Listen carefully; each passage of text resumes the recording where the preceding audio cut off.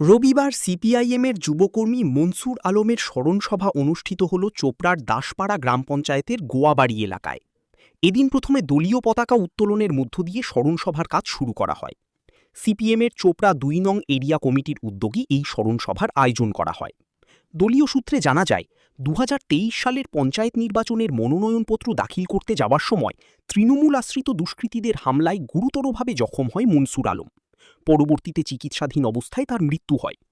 এরপর থেকে প্রতি বছর ২১ জুন দিনটিকে স্মরণ করতে সিপিআইএমের পক্ষ থেকে স্মরণসভার আয়োজন করা হয়। এদিনের এই স্মরণসভায় উপস্থিত ছিলেন সিপিএমের জেলা কমিটির সদস্য শামী খান, সারা ভারত কৃষক সভার জেলা কমিটির সদস্য আফজাল হোসেন, নিহত মনসুর আলমের পরিবারের সদস্যরা প্রমুখ। চোপড়া ২ নং এরিয়া কমিটির সম্পাদক বিদ্যুৎ তরফদার জানিয়েছেন, পঞ্চায়েত নির্বাচনে চোপড়া ব্লকের মানুষের গণতান্ত্রিক অধিকার রক্ষার্থে বাম কংগ্রেস জোট মিছিল করে মনোনয়নপত্র দাখিল করার উদ্দেশ্যে যাওয়ার পথে তৃণমূলের গুন্ডাবাহিনী মিছিলের ওপর হামলা চালায়। সেই হামলায় একাধিক কর্মী সমর্থক গুরুতরভাবে জখম হয়। নিহত হয়েছেন মনসুরকে স্মরণ করতে প্রত্যেক বছর এই স্মরণসভার আয়োজন করা হয়।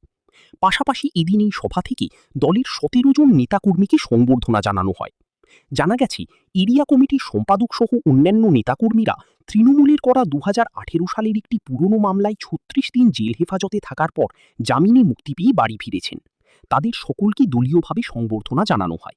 আমি ধরবো আজকে কর্মসূচি জানেন যে ২০২৩ সালে পঞ্চায়েত ভোটকে কেন্দ্র করে যখন আমরা নমিনেশনে যাচ্ছিলাম, সিপিআইএম এবং আমাদের সঙ্গে কংগ্রেসও ছিল, আমাদের কমরেড মনসুরকে চোপড়া যেতে গিয়ে বিধায়কের বাড়ির সামনে আপনাদের নৃশংসভাবে খুন করে। সেই মনসুরের আজকে ৩য় বার্ষিকী আমাদের স্মরণসভা ছিল। সেই স্মরণসভা গোয়াবাড়ি হাটে আজকে আমরা সেই স্মরণসভা করলাম। পাশাপাশি দেখা যাচ্ছে সদ্য তৃণমূল পতন হয়েছে রাজ্য থেকে, এবার যে সকল সাধারণ তৃণমূল কর্মী ছিল তাদের দলে আহ্বান করলেন।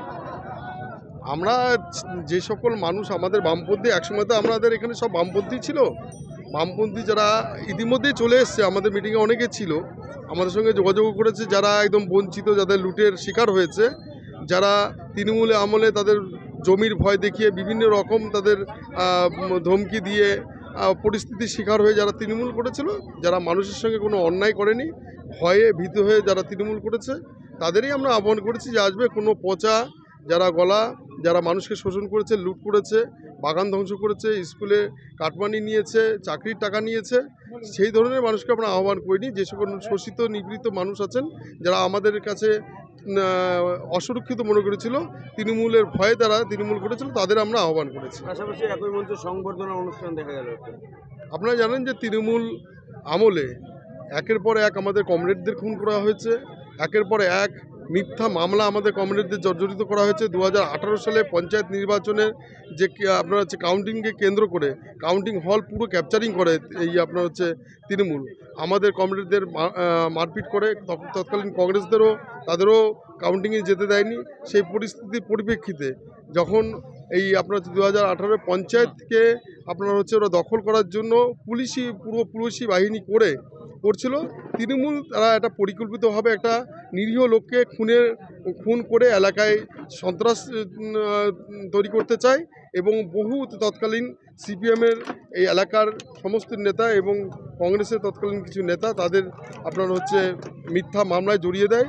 সেই তারা যারা আজকে আপনার হচ্ছে ৩৬ দিন জেল খেটে আজকে আপনার হচ্ছে বেল মুক্ত হয়ে বাইরে এসছে। আজকে আপনারা দেখলেন যে বেশিরভাগ সবাই এখানে আছে, সেই লড়াইতে আছে। কমরেডদের মনোবল কখনো ভাঙতে পারবে না। তৃণমূল যে পাপ পশ্চিমবঙ্গে এই ১৫ বছর ধরে করেছে, সমস্ত আমাদের ছোট থেকে সমস্ত স্তরে কমরেডদের উপর যে অত্যাচার করেছে, কিন্তু কমরেডরা মাথা উঁচু রেখেছে, তার লাল ঝান্ডা উঁচু আছে। আগামী দিন সমস্ত সাধারণ মানুষকে নিয়ে সেই লড়াই জারি থাকবে। এই লড়াইয়ের বার্তা আজকে আপনারা প্রতিটা ছত্রে আজকে আপনারা শুনতে পারলেন আজকের এই কমরেড মনসুর আলীর স্মরণসভায়। তাদের উদ্যোগে আয়োজন করা হয়েছিল। আজকে আমাদের সিপিআইএম চোপড়া ২ নম্বর এরিয়া কমিটির উদ্যোগে আজকে হচ্ছে আপনারা এই মনসুরের স্মরণসভা আয়োজন করা হয়েছে। উপস্থিত ছিলেন মনসুরের মা, বাবা, দাদু, কাকা, উপস্থিত ছিলেন আমাদের জেলা কমিটির নেতৃত্বগণ এবং আমাদের এই অত্র এলাকার এরিয়া কমিটি, আমাদের শাখা, আমাদের পার্টি মেম্বার এবং অমর আপনার হচ্ছে বিশাল তো সমাবেশ আপনারা দেখলেন যে বহু এলাকার মানুষ তারা সবাই বুঝতে পারছে যে লাল ঝান্ডাই সঠিক পথ। সেই জন্য দেখছেন আজকে একটা ছোট্ট কলে আজকে অনেক মানুষের আজকে সমাগম হয়েছে।